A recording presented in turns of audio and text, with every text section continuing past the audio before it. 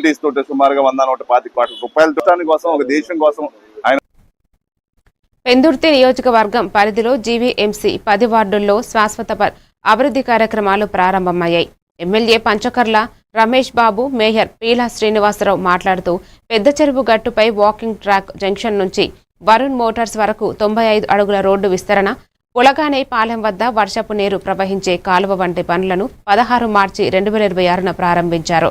ఈ కార్యక్రమంలో GVMC zonal commissioner, executive ఇంజనీర్లు, మాజీ చైర్మన్, వార్డు అధ్యక్షులు, బీజేపీ, ఎన్డీఏ నేతలు, మహిళలు, గ్రామ పెద్దలు పాల్గొన్నారు.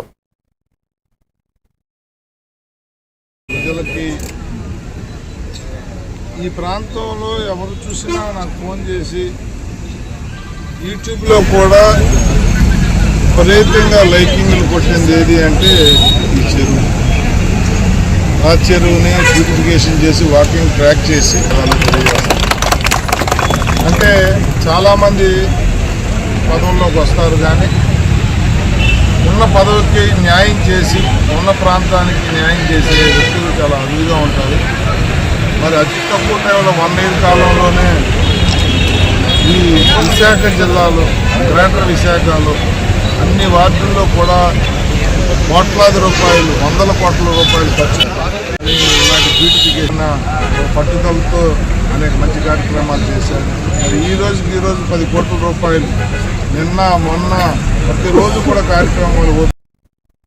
మార్కాపురం